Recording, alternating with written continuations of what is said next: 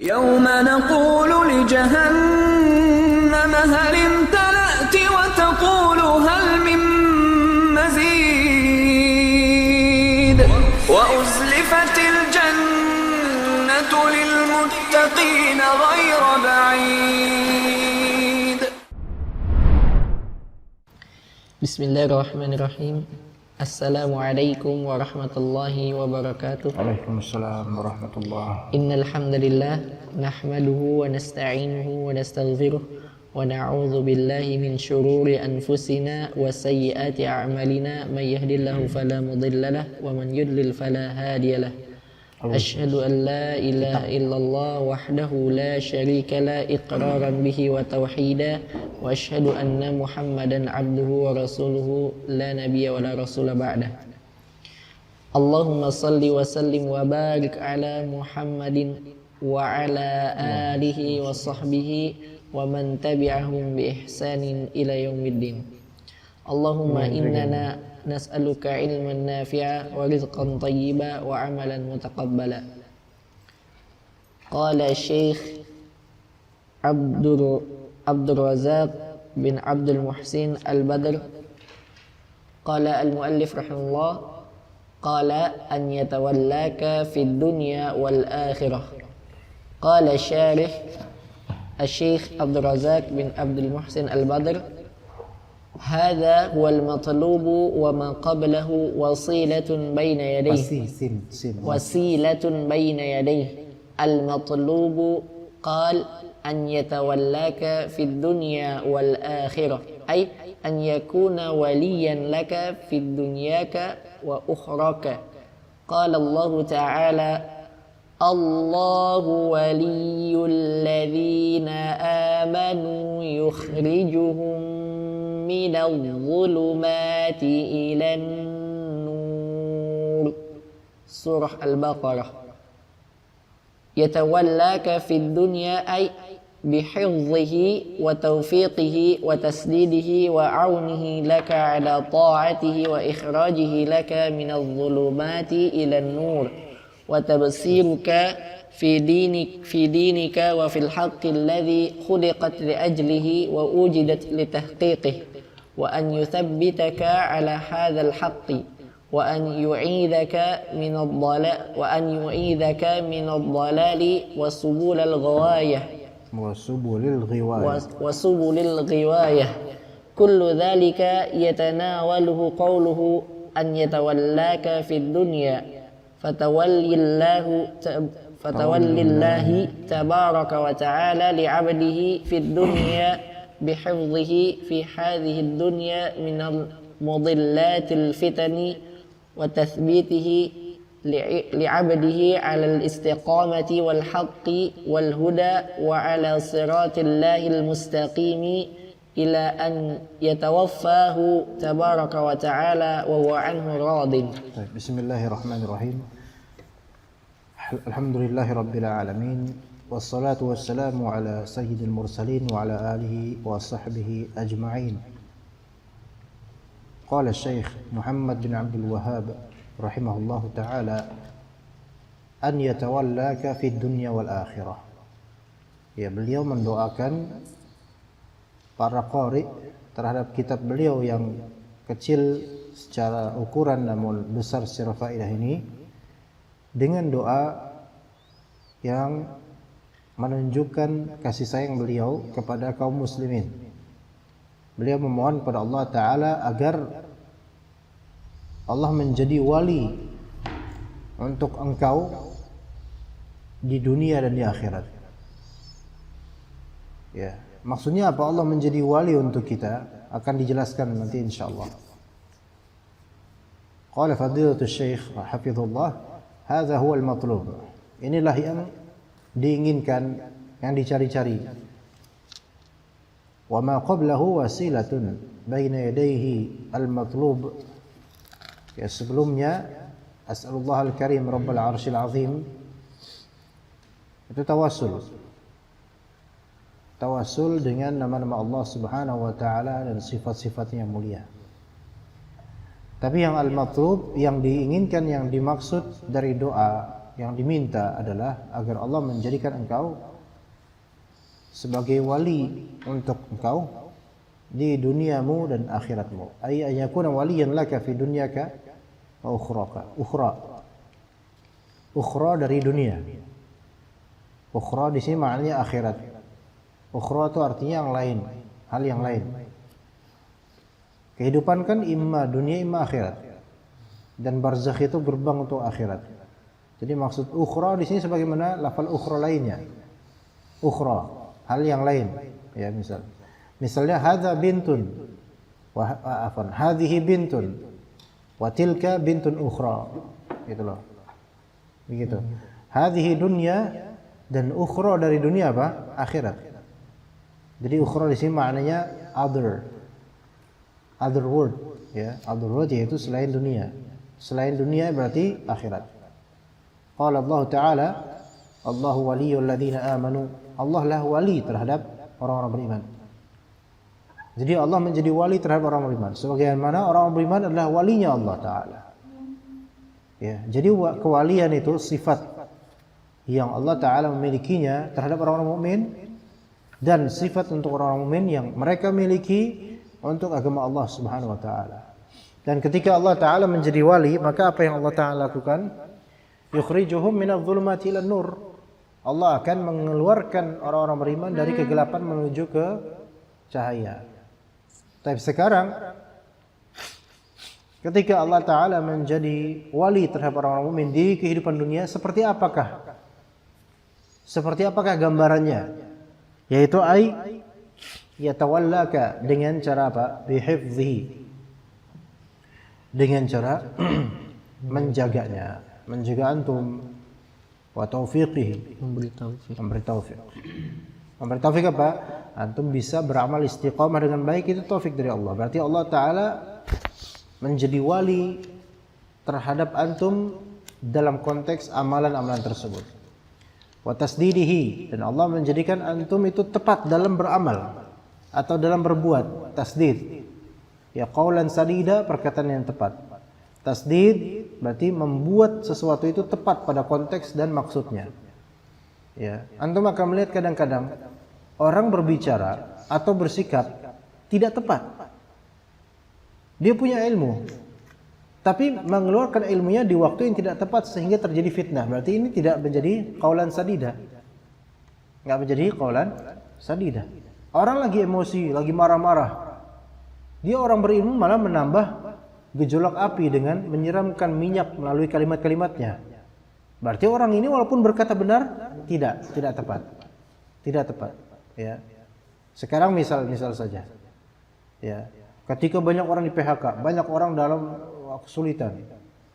Kemudian seorang khatib berkhutbah di masa pandemi seperti ini, saat orang-orang lagi pada banyak yang kesulitan.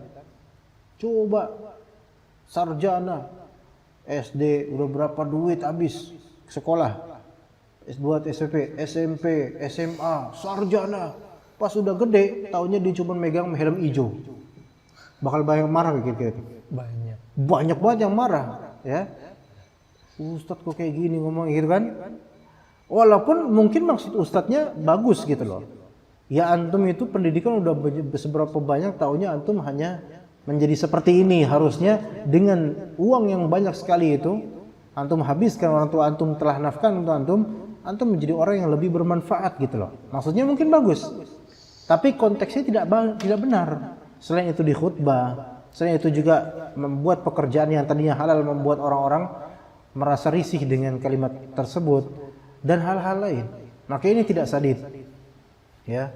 Jadi seorang yang alim, yang Allah berikan tasdid terhadap perkataan dan perbuatannya, itu berarti Allah Ta'ala menjadi wali yang beri taufik padanya di konteks tersebut. Wa aunihi laka ala ta'atih, dan Allah Ta'ala membantu antum, ya, dalam ketaatan terhadapnya. Ya, wa ikhrajihi laka minadh-dhulumati ilan nur, mengeluarkan antum dari kegelapan menuju cahaya. Dan ini pertolongan yang sangat luar biasa. Ya, siapa tahu di antara kita ada yang memang dulunya tidak kenal pengajian. Bahkan sebagian anti dengan salafi wahabi, anti. Ya, anti. Ya. bahkan mengkafirkan salafi misalnya. Tapi di masa berikutnya justru dia menjadi pihak yang sebelumnya dia kafirkan. Ya bisa kayak gitu, bisa. Allah keluarkan dia dari kegelapan-kegelapan tersebut. Yang dulu ngaji cuman bekal baliho-baliho, kemudian yang penting arak-arakan, rame-ramean, kongko-kongkoan, nongkrong, rame-ramean dan nyampah di jalanan. Sekarang ngaji tertib. Ngaji kitab, teduh, tenang, kemudian parkirnya enak, beda jauh. Maka Allah keluarkan dia dari kegelapan-kegelapan menuju hal yang terang benderang. Wa tabsirika ya benar ya, wa tabsirika fi dinika wa fil haqqi alladhi khuliqta li ajlihi wa ujidta li tahqiqih, dan menjadikan engkau memiliki pandangan yang sahih, pandangan yang dalam, memiliki basirah terhadap agama atau terhadap keagamaanmu, terhadap amalannya, akidahnya, memiliki basirah. Wa fil haqq, dan juga memiliki basirah dalam kebenaran yang engkau diciptakan untuknya, yaitu fil haqq, ya maksudnya al haqq di sini adalah fit tauhid. Wa tabsirika fi dinika wa fit tauhid. Ya wa ujita li tahqiqih. Wa an yuthabbitaka ala hadzal haqq. Dan di antara bentuk kewalian dan pertolongan Allah Subhanahu wa taala terhadap hamba di dunia, mentasbit, meneguhkan diri engkau di atas kebenaran. Ya, meneguhkan diri engkau di atas kebenaran. Wa an yu'idzaka min ad-dhalali wa subulil ghiwayah, dan menghindarkan engkau dari kesesatan dan jalan-jalan penyimpangan. Ma dhalla sahibukum wa ma ghawa.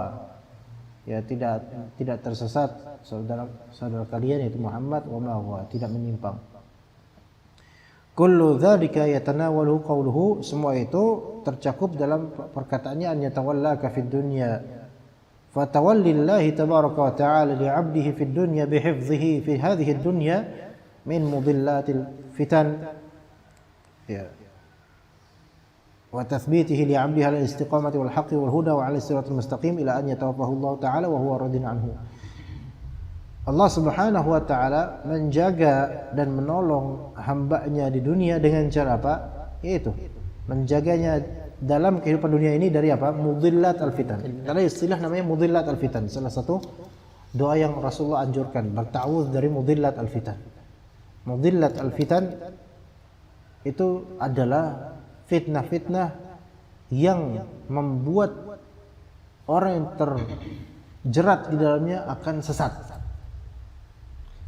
Ya, akan menyimpang dari segi akidah dan amaliyah, itu ada. Ya. Dan saya pikir termasuk mudhilah fitan di zaman ini adalah fitnah takfiri yang halus. Fitnah takfiri yang halus. Atau fitnah peniadaan uzur dengan kejahilan. Untuk setiap konteks tanpa kecuali. Ini mudillat al-fitan. Karena kita dapatkan orang yang menafikan total uzur jahil dalam masalah tauhid yang asasi. Orang-orangnya, sampel-sampel orangnya selalu Anda perhatikan ada sisi lain yang bercabang darinya yang menyimpang dan menjadi lebih ekstrim. Ya. Dan yang Anda baca, orang-orang yang seperti ini dasar awalnya adalah pertama, kalau orang itu sudah lama menafikan secara total uzur bil jahl, ada kebencian dan sakit hati terhadap dai-dai yang tadinya mereka bersama. Atau gitu. Atau tulap-tulap yang baru mengenal karena sensasinya, karena merasa kan namanya orang baru kan biasa terpantik ya kayak petasan gitu. Melihat ini, kayak gini ternyata, kayak ini. Ya. Jadi hati-hati, ini bisa menjadi fitnah. Apalagi kalau kemudian penafian total uzur bil jahl ini direalisasikan ke Indonesia, maka akan antum dapatkan jumhur orang Indonesia kafir semua baginya. Karena tidak adanya sama sekali uzur bil jahl. Ya, padahal kalau antum mau menerapkan ini di keluarga antum sendiri, antum bisa mengkafirkan bapak antum.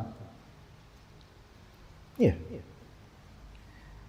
Bisa aja bapak antum pakai jimat dan dia nggak tahu kalau itu syirik. Kalaupun dia tahu sedikit tentang syirik, dia nggak tahu secara jelas kesyirikan yang mengkafirkan itu apa. Nggak begitu, karena belum paham sama sekali, belum paham total. Iya. Bahkan sebagian dari orang yang menerapkan atau memberikan hembusan mudillat al-fitan ini yang membuat tersesat banyak orang dengan statementnya, kalau gitu kita kapan ngafirin orang gitu. Paham nggak maksudnya? Kalau misalnya kejahilan itu menjadi uzur, maka kapan dong orang menjadi kafir atau kapan kita mengkafirkan? Jadi tugas kita itu adalah takfir first gitu. Kafirin dulu. Ya, itu di antara syubhatnya. Di antara yang membuat sebagian orang tuh kadang berpikirnya sesat jadinya. Atau mengatakan, ya Allah, ana lupa di antara program-program mereka ini. Tapi ikhwan ini ana nasihatin antum sangat berhati-hati dalam masalah takfir.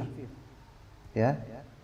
Benar, khata' dalam mentakfir seseorang itu lebih keji dibandingkan khata' dalam menganggap seseorang itu masih muslim. Tapi ini kebalikan akes dibandingkan program mereka atau proyek mereka. Bagi mereka, salah dalam menganggap orang muslim, menganggap orang sebagai muslim itu lebih buruk daripada salah dalam mengkafirkan. Gimana menurut antum? Salah dalam menganggap orang muslim padahal dia kafir itu lebih buruk daripada salah dalam mengkafirkan orang padahal dia muslim. Arti nggak maksudnya? Mana yang menurut antum lebih keji? Salah dalam mengkafirkan atau salah dalam menganggap dia masih Islam? Salah dalam mengkafirkan, ya, salah dalam mengkafirkan itu lebih buruk. Seseorang ketika salah dalam menganggap fulan masih muslim, ya, tapi fulan ini memang ternyata musyrik, maksudnya dia melakukan syirik akbar. Tapi kita masih menganggap dia mungkin jahil gitu loh. Padahal dia berilmu gitu loh. Dan kita salah dalam menganggap dia muslim. Dia di sisi Allah sudah kafir. Tapi kita masih menerapkan husnudzon dan menganggap dia ini masih jahil. Makanya tidak langsung kita kafirkan. Pun kalau misalnya ini kafir yang zahir, saya khawatir saya jatuh dalam masalah mengkafirkan serampan karena saya orang awam. Saya kembalikan ke ulama aja dan ulama belum ada yang mengkafirkan dia. Ini masih lebih baik hisabnya nanti di akhirat dibandingkan dengan apa? Antum mengkafirkan begitu saja. Kafir, dia kafir. Kholas, dia kafir. Padahal ternyata dia itu jahil. Maksudnya jahil yaitu orang tersebut yang dikafirkan itu jahil, nggak tahu, tapi dikafirkan langsung. Misalnya ada orang sujud ke kuburan, langsung dikafirkan. Maksudnya langsung kafir di sini, fulan sudah kafir, keluar dari Islam.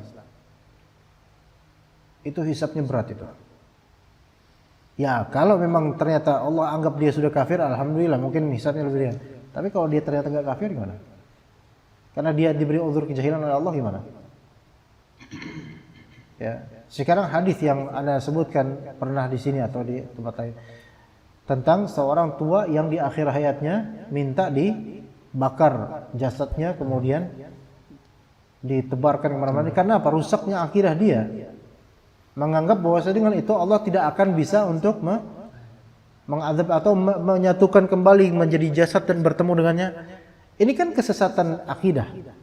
Dan ini pengkafir, dan ini ada sisi kafir di sini.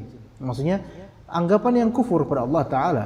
Dia menganggap bahwasanya Allah Taala tidak mampu untuk mengembalikan jasadnya. Ini adalah keyakinan yang bukan hanya menyimpang, tapi menganggap kekuasaan Allah itu tidak mutlak. Allah tidak mampu untuk itu, gitu loh.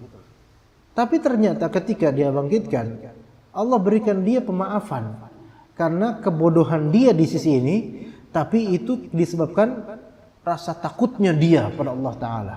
Akhirnya Allah maafkan dia, Allah masukkan ke surga. Kira-kira itu uzur bil jahl atau uzur bil apa itu namanya? Padahal ini perkara yang sangat dasar loh. Sekarang siapa di antara kita yang tidak percaya Allah bisa melakukan suatu hal? Allah qadirun ala kulli syai', qadir ala kulli syai'in qadir. Ya. Makanya hati-hati ikhwan dalam masalah ini. Kita nggak bisa langsung, wah itu orang tua itu kafir dia, karena menganggap Allah Taala tidak bisa membangkitkan dia lagi. Memang perkataan dia ini perkataan kufur, tapi dia bodoh gitu loh. Dia mengira itu benar gitu loh. Dan ternyata diberitakan oleh Rasulullah di akhirat dia dimaafkan. Sedangkan kan kalau orang kufur akbar ya, harusnya kan nggak dimaafkan ya. Tapi karena asalnya dia muslim, namun dia jahil, maka Allah Ta'ala maafkan dia. Begitu ya ikhwan. Ya ini tentu bukan untuk mengeremehkan masalah kekufuran, jelas. Kita sampaikan kepada kaum muslimin semampu kita. Masih terlalu banyak ikhwan orang yang jahil dibandingkan yang punya ilmu. Makanya Syekhul Islam Ibnu Taimiyah rahimahullah taala dalam beberapa kesempatan menyebutkan di zaman ini yang penuh dengan kejahilan merebak di mana-mana.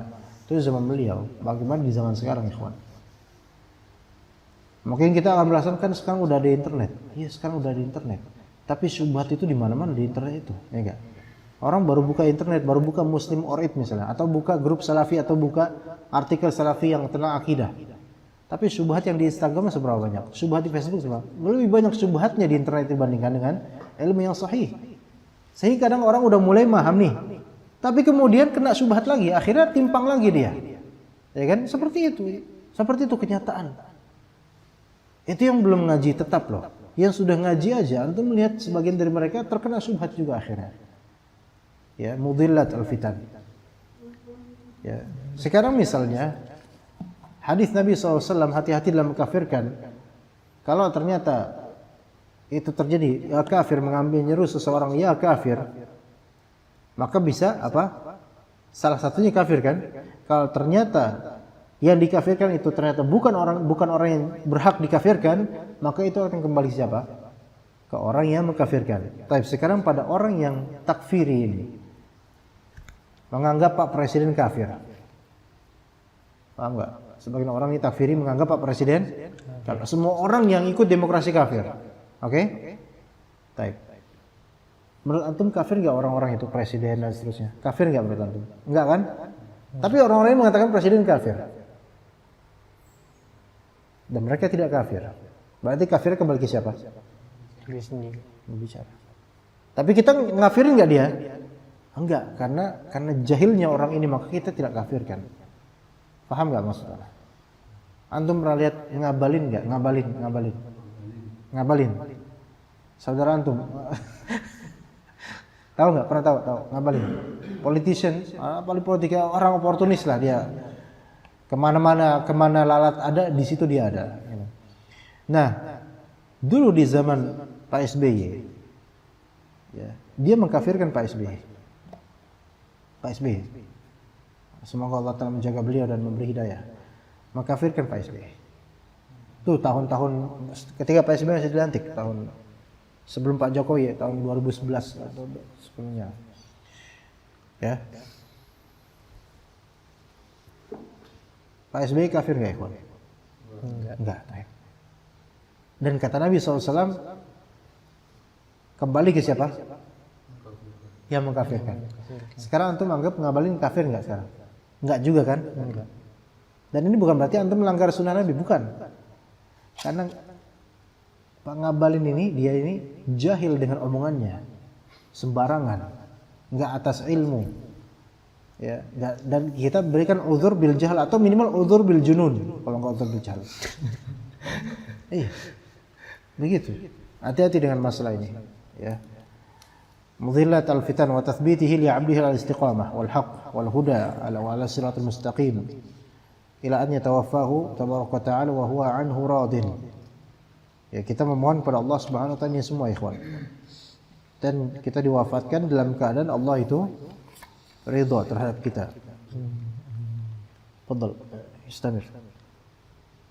Wa qala wal akhirati wa tawallillahi tabaraka wa ta'ala li'abdihi fil akhirati yakunu bihifdhihi min ahwaliha wa shada'idiha wa yakunu bi inqadhihi wa inja'ihi minan nari wa min dukhuliha wa tawfiqihi lahu bidukhulil jannati wal fawzi bina'imiha wa an yukrimahu tabaraka wa ta'ala bi a'zami ni'matin wa ajali minnatin wa hiya an yurallaha tabaraka wa wa hiya an yarallaha وهي أن يرى الله تبارك وتعالى وهي أكبر النعم وأعظم المنن فكل ذلك داخل في قوله رحمه الله تعالى والآخرة أي أن يتولاك تبارك وتعالى في الآخرة بأن يكون وليا لك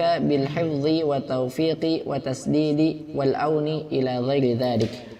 Ya, kemudian tawalli fil akhirah bihifdhihi min ahwalil akhirah wa syada'idiha, menjaga hamba dari kengerian-kengerian hari akhir dan kesulitan-kesulitan padanya. Sekarang antum bayangkan ya kawan, ketika antum dalam rihlah akhirat tersebut, antum sendirian. Ya, antum sendirian. Kalau sendirian tanpa beban itu mungkin ringan ya. Tapi masalah sendirian ini, tsumma la tus'aluna yawma idzin 'anil na'im, gitu loh. Dengan kesendirian antum ada beban yang sangat berat. Ditanya tentang seluruh kenikmatan di dunia ini. Masya Allah. Belum lagi ditanya tentang kezaliman yang pernah dilakukan. Belum lagi nanti orang-orang yang telah kita zalimi datang kepada kita untuk menuntut pembalasan atau penagihan. Gimana itu menurut antum? Ketika antum jadi pejabat, antum bisa pakai sirine polisi atau semisalnya, sehingga antum dipersilahkan lewat di kemacetan yang padat itu. Antum lolos. Atau minimal antum bisa lewat jalur busway dengan melenggang gitu aja dan dipersilakan sama polisi. Di akhirat kira-kira bisa nggak kayak gitu? Kecuali kalau antum seorang nabi atau apa, atau yang solehnya luar biasa, mungkin bighairi hisab, dan ana memohon kepada Allah Ta'ala semoga Allah jadikan ana, antum dan keluarga kita yang soleh masuk surga tanpa hisab. Antum pengen masuk surga tanpa hisab, wala azab, tanpa hisab wala azab. Tapi tentu nilai itu sesuai dengan perbuatannya. Kita layak untuk berharap pada Allah, tapi ini gimana kita di sini gitu loh ya, untuk bisa mencapai derajat seperti itu tanpa hisab, tanpa azab.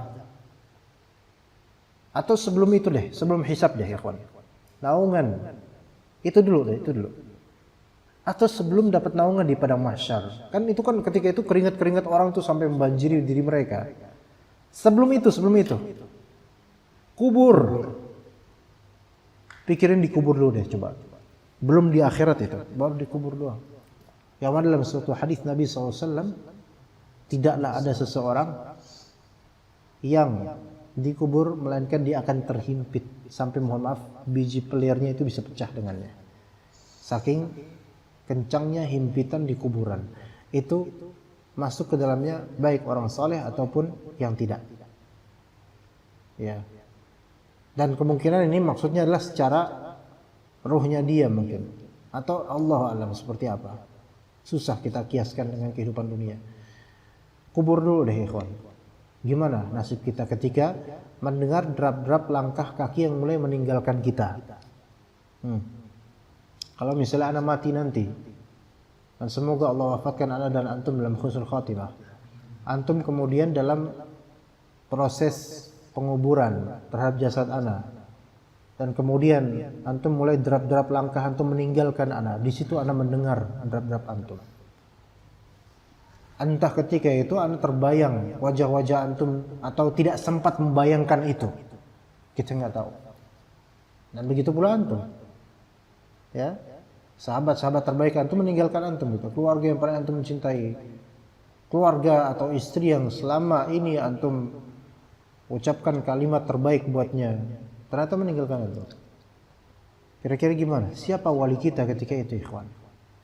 Siapa yang menolong kita ketika itu? Nggak ada kecuali Allah Subhanahu wa Ta'ala. Nggak ada. Iya. Kecuali Allah Subhanahu wa Ta'ala yang menolong kita. Dan itu pun Allah Ta'ala menolong kita dengan rahmatnya, dengan kemurahannya. Kalau ya kita berharap begitu, dilihat pula dari amalan kita di dunia ini. Ya. Jadi ikhwan, suatu ketika di pernikahan, bukan pernikahan, ada nikah saudara lah. Di masa pandemi ini ya. Nikah di masa pandemi ini kan nggak bisa mewah-mewah kan ya? Nggak bisa. Ya walaupun ada yang kayak gitu ada, tapi nikah sekarang lebih simpel kan. Makanya sebagian orang nikah sekarang gitu, biar simple, cepet gitu. Ya, kok anda tiba-tiba ke antum? Ya, pandangannya pas-pas aja, pas aja. Anda nggak bermaksud apa-apa, nggak pas aja, memang Allah takdirin begitu nih. Ya, jadi murah, gampang gitu loh. Nah, setelah proses akad nikah dan seterusnya, ada foto-foto dan seterusnya, foto-foto. Kan biasa kan gitu kan, pengantin baru banyak foto gitu ya, biasa gitu ya. Kecuali yang udah ngaji lama lah, biasanya enggak. Apalagi yang nikah kedua, nikah ketiga itu biasanya malas foto ya, karena takut disebar. Nah, foto-foto, masya Allah. Ada diskusi dengan beberapa bapak-bapak. Kalau mereka itu tahu setelah pernikahan itu banyak ujian ya, banyak ujian, maka mereka akan mendapatkan bahwasanya kemewahan di akad nikah, kegembiraan foto-foto bersama itu tidak ada artinya. Ya enggak ini? Ya kan? Kamu udah nikah tuh. Ya kan?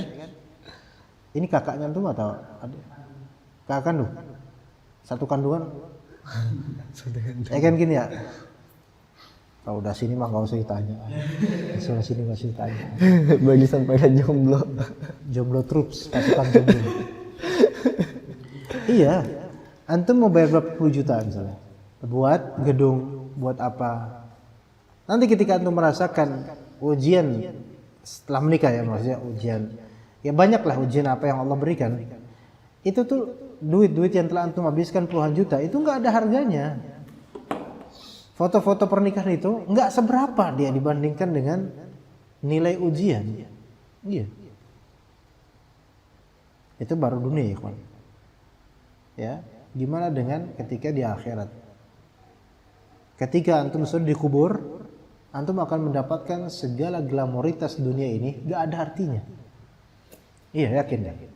Ya kita belum ngerasain aja karena belum mati. Ntar kalau udah mati, kita rasain sendiri.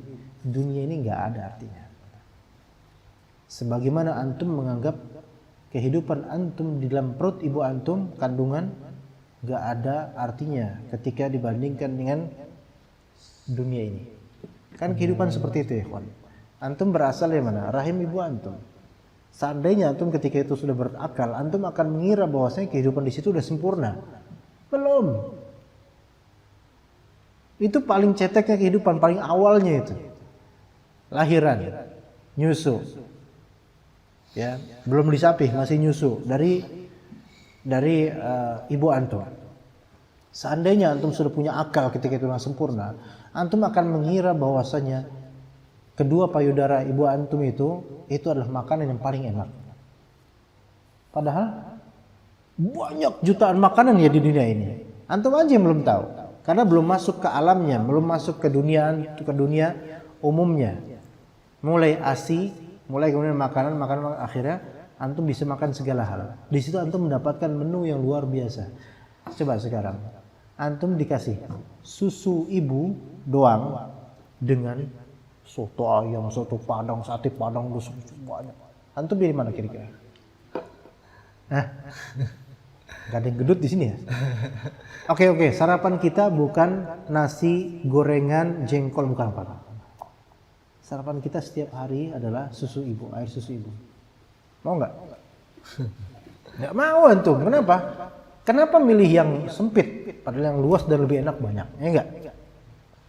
Step berikutnya antum menuju barzakh nanti. Kehidupan di barzakh itu lebih luas daripada di sini. Kalau antum beriman dan beramal saleh, kenikmatannya lebih enak, rezekinya lebih enak, beneran.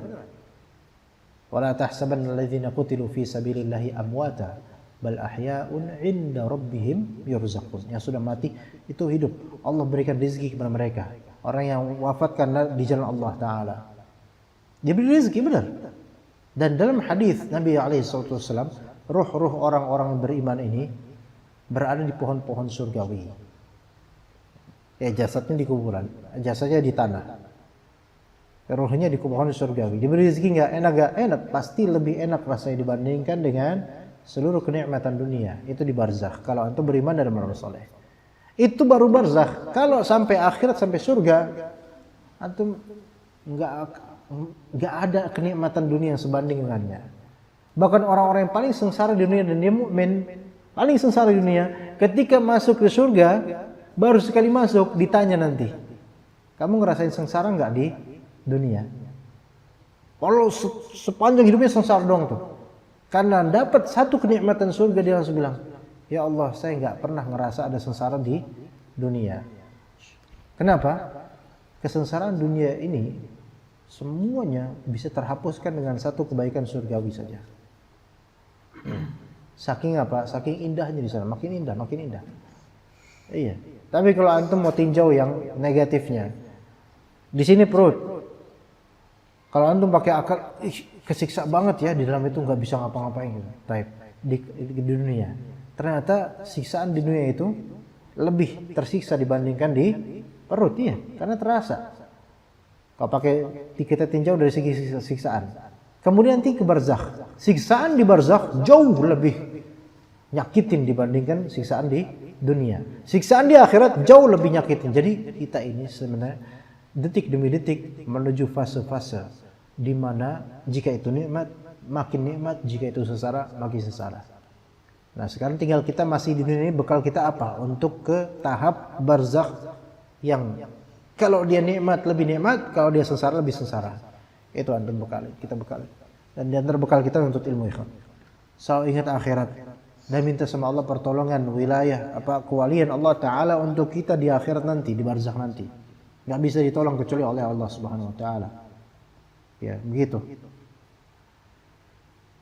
Dan kemudian wa yakunu bi inqadhihi wa inja'ihi minan nari wa min dukhuliha. Dan sampai kita masuk neraka walaupun sekejap. Ya, kita memohon kepada Allah masuk surga tanpa hisab, walaupun tanpa hisab, tanpa azab. Ya. Kalau antum lihat, aduh, aku mah apa tuh, nggak mungkin. Jangan bilang begitu. Minta sama Allah. Jangan putus asa dari nikmat Allah. Minta sama Allah supaya bisa seperti itu. Iya, kita sekarang dalam keadaan seperti ini. Banyak dosa dan seterusnya. Tapi kita minta sama Allah terus, minta sama Allah. Itu yang dianjurkan oleh Rasulullah SAW, minta surga. Ya. Kalau dibilang kita punya masa lalu yang buruk, berbuat jahat dan seterusnya, kita tanya diri kita, dulu sahabat Nabi radhiyallahu anhum dulunya musyrikun nggak? Banyak musyrik. Ada yang berbuat jahat dan sejahat-jahatnya kejahatan syirik. Tapi karena taubat, makanya taubatnya ini yang penting. Kemudian wa an yukrimahu tabaraka wa ta'ala bi a'dhami ni'matin wa ajalli minnatin. Dan agar Allah Ta'ala memuliakannya dengan seagung-agung kenikmatan dan sebaik-baik karunia, yaitu apa? Wa hiya an yarallaha azza wa jalla, melihat Allah Subhanahu wa Ta'ala. Wa hiya akbarun ni'am wa a'zamul minan wa a'zamul minan. Fakullu dzalika dakhilun fi qawlihi rahimahullah wal akhirah. Semua itu masuk ke dalam maksud dari al-akhirah. Ay wa ay yatawallaka tabaraka wa ta'ala fil akhirah bi an yakuna waliyan lak bil hifdhi wat tawfiqi wat tasdidi wal 'aun. Ya. Ada soal sampai sini ikhwan? Ya, cukup insyaallah sampai sini aja insyaallah ta'ala. Kita cukup sampai sini. Wassallallahu ala nabiyina Muhammad wa ala alihi wa sahbihi ajma'in. Subhanakallahumma bihamdika asyhadu an la ilaha illa anta astaghfiruka wa atubu ilaik.